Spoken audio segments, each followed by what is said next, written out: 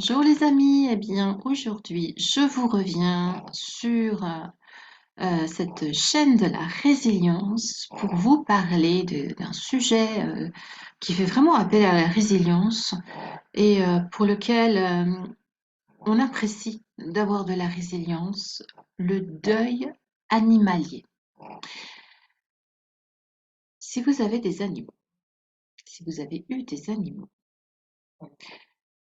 vous avez été touché, vous serez touché un jour par la perte de votre animal. À moins que vous ayez un perroquet qui vivra plus longtemps que vous.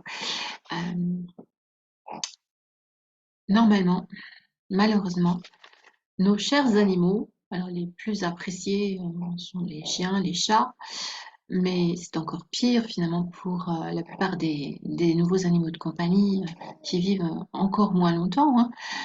Nous ne pouvons pas partager longtemps la vie de ces êtres qui pourtant remplissent notre cœur, prennent tant de place dans notre cœur et y apportent en général, et en tout cas c'est de ça que je veux parler aujourd'hui, tellement de bonheur. Si vous êtes une personne qui avait perdu un animal de compagnie et que ça vous a brisé le cœur, vous allez comprendre de quoi je veux parler. Il existe encore de nos jours des personnes qui ne comprennent absolument pas cet attachement qu'on peut avoir. Bah quoi, ce n'est qu'un chien, c'est qu'un chat, c'est pas grave. Quand on adore les animaux, c'est grave. Quand on adore les animaux, c'est très très douloureux. Un chat, un chien, ça peut prendre autant de place dans notre vie qu'un membre de notre famille. Personnellement, j'ai élevé 5 enfants. J'ai perdu des animaux pendant que j'étais maman avec mes enfants et c'était très, très, très, très difficile. Il y a beaucoup de gens qui croient que on est une mémère ou un pépère à chien, à chat, parce que on n'a pas d'enfants, on n'a pas de mari, pas de femme. C'est faux, c'est faux.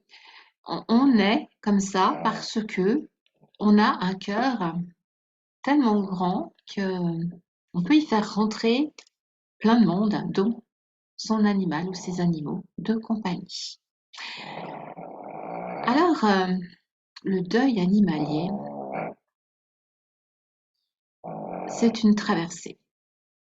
C'est quelque chose qui nous tombe dessus, ça nous fait un choc terrible. Le ciel nous tombe sur la tête.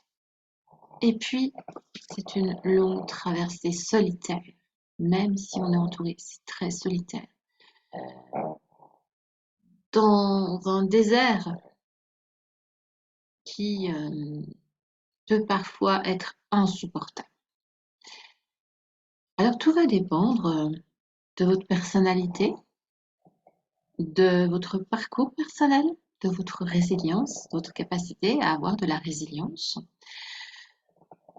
et de votre style de vie, de savoir si vous pouvez trouver du soutien ou pas, soit dans vos activités, soit dans votre entourage, ou les deux, c'est encore mieux. Tout va dépendre de l'animal que vous aviez, du lien d'attachement que vous aviez avec, de ce que vous faisiez avec votre animal. Il y a plein de facteurs qui vont rentrer en jeu, qui vont déterminer le degré de difficulté à faire ce passage, à faire cette traversée. Le choc va aussi être déterminé par la nature du départ de votre animal. Ce n'est pas la même chose si c'est suite à une longue maladie, si c'est brutal, si c'est totalement inattendu, si c'était sous vos yeux ou pas, si c'est un animal, ça faisait longtemps que vous l'aviez ou pas, si cet animal, vous étiez attaché à 100%, 50% ou à 20%. Il y a tellement de facteurs qui rentrent en ligne de compte, mais une chose est certaine, c'est que si vous avez du cœur, si cet animal comptait pour vous, eh bien, vous allez devoir faire ce qu'on appelle un deuil, tout comme pour un être humain. Et ça, il n'y a pas photo, c'est un processus. Alors, le deuil, c'est le processus de guérison à partir du moment où la souffrance est arrivée, suite à l'événement. Et ce deuil va vous faire traverser différentes étapes. Vous allez vivre du yo-yo émotionnel. Vous allez parfois penser que ça va mieux, ça y est, ouf, et puis vous allez replonger. Des fois, ça va être très, très, très léger, comme un vague à l'âme, très supportable. Peut-être même que certaines pourraient trouver que limite, c'est pas désagréable. D'autres fois, ça va être hyper douloureux comme un coup de poignard. Euh, et puis d'autres fois, vous allez être transporté de bonheur en pensant à l'animal. C'est très variable. On passe par différentes phases et c'est un processus normal et ça prend du temps. Combien? Eh bien, ça dépend des personnes, toujours pareil, ça dépend et des personnes et de l'animal, donc de tout ce dont j'ai parlé auparavant. Mais une chose est sûre, c'est que non, c'est pas bon, bah d'accord, il est mort aujourd'hui ça va pas, mais demain ça ira très bien. Non, c'est pas comme ça que ça fonctionne, hein. Et comment vous dire? Il y a des moyens de traverser ce deuil de la meilleure façon possible. Le premier moyen, ben, c'est d'accepter que vous êtes en deuil. De nos jours, c'est beaucoup plus facile. Le deuxième moyen, c'est de comprendre ce qui s'est passé et de le sortir de vous, de l'exprimer d'une manière ou d'une autre. Le troisième moyen, c'est de vous faire entourer, de vous trouver des échappatoires aussi pour aller en parler pour les personnes qui vont vous entourer ou des échappatoires avec des personnes qui vont vous entourer, trouver des activités, quelque chose à faire qui va aussi faire une soupape de sécurité où on va lâcher du lest, hein, et puis où on va se remettre doucement dans la vie, mais aussi des activités qui vont vous faire du bien, tout simplement. Ne minimisons pas le deuil animalier. Certaines personnes ne s'en remettent jamais parce qu'elles n'ont pas fait la traversée correctement. Peut-être qu'elles ont été dans ce qu'on appelle le déni de la situation, ou alors elles se sont complètement noyées dans le chagrin sans trouver la porte de sortie. Elles n'ont pas vécu certaines étapes du deuil qui permettent de progresser pour en sortir. Sachez qu'évidemment, des années plus tard, c'est pas normal d'être toujours en deuil, d'être toujours dans la souffrance. Bien sûr que non. Et que non plus du jour au lendemain, c'est pas normal. Moi qui suis hyper, hyper, hyper résiliente, puisque en tant que coach thérapeute de résilience, ben, j'ai tout un parcours qui m'a permis de devenir résiliente. Je, j'avais le sourire.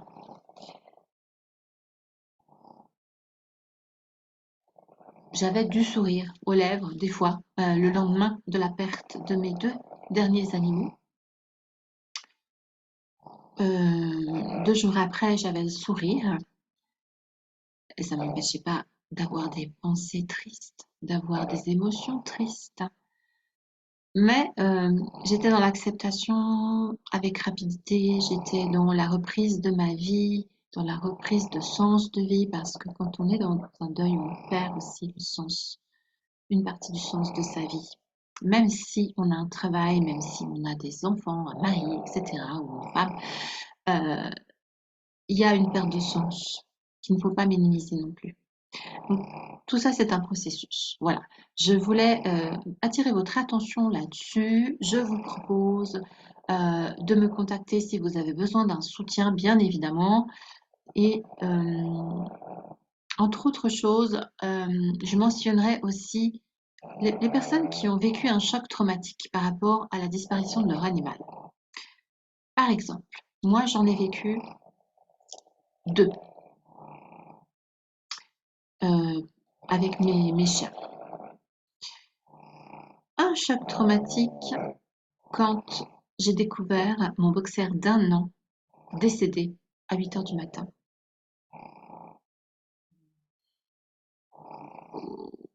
En haut de l'escalier où on dormait, décédé de mort, semble-t-il naturelle, alors qu'à minuit, je l'avais sortie et qu'elle était en pleine forme.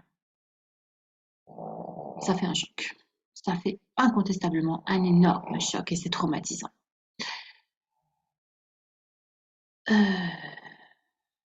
Quand j'ai un autre de mes chiens, et celui-ci, j'étais hyper liée à ce chien-là, il m'adorait, je l'adorais, et quand il s'est fait écraser et qu'il est mort sur le coup, sous mes yeux, ça a été épouvantable. Un choc traumatique énorme. Voilà. Dans ces cas-là, ça c'est mon vécu, mais j'ai aussi, par exemple, accompagné une fois, j'avais une personne que j'accompagnais. En plus, je l'accompagnais pour des angoisses intenses, hein. Et au cours de l'accompagnement, son chien est décédé. Et à ma grande surprise, tout allait bien, vraiment, pas de problème. Et je me disais que c'était pas normal, qu'en fait, elle devait être traumatisée et être dans le déni total. Et effectivement, c'était le cas. Et voilà, dans ces cas-là, quand on subit un traumatisme, parce que son chien est mort sous ses yeux alors qu'elle s'y attendait pas du tout, mais qu'elle l'avait brusqué, pensant que il faisait un peu la comédie, mais en fait, il ne pouvait plus, quoi. Et donc, bah, il a déboulé les escaliers parce qu'elle l'a obligé à descendre. Donc, elle a énormément culpabilisé. Ça a été, elle a associé la mort à sa responsabilité à elle, hein, et c'était horrible pour elle. Donc, un traumatisme. Et comment vous dire, dans ces cas-là, quand on subit un traumatisme, il ne faut pas rester avec parce que ça peut faire des dégâts. Mais en tout cas, ça va vous rester très, très, très longtemps, voire toute votre vie, hein. Donc, les traumatismes, ça se traite en thérapie rapide hyper facilement. Et vous vous en sortez tellement mieux après. Vous vous sentez tellement mieux après. Voilà, donc n'hésitez pas. C'était une première chose que je voulais signaler. Et j'en profite pour vous dire que j'ai un groupe public sur Facebook sur les animaux, tous les animaux, où je commence à faire de l'animation maintenant, à part vous montrer des vidéos de toutes sortes d'animaux, à part vous laisser poster également des vidéos si vous le souhaitez sur les animaux. Je me mets à vraiment interagir. J'interagis quasiment à chaque fois en apportant mon regard sur la vidéo que je partage. Mais là, je me mets à faire des vidéos. Et si vous voulez en savoir plus sur le deuil animalier, vous pouvez rejoindre ce groupe. Je vous mets le lien en dessous. Il y a une vidéo où je suis très bavarde. Là, je vais essayer de m'arrêter parce que sinon, ça va jamais s'arrêter. Elle dure plus de 40 minutes. Vous avez plein de renseignements sur le deuil animalier dans cette vidéo-là. Donc, n'hésitez pas à aller jeter un coup d'œil sur mon groupe si vous aimez les animaux et si vous avez un intérêt pour le deuil animalier, même si peut-être juste que c'est quelque chose qui vous intéresse ou que vous connaissez quelqu'un qui a été touché, pas forcément vous d'ailleurs, hein, là. Et puis bien évidemment, si c'est votre cas, un peu de soutien vous fera du bien. Je vous dis à très bientôt.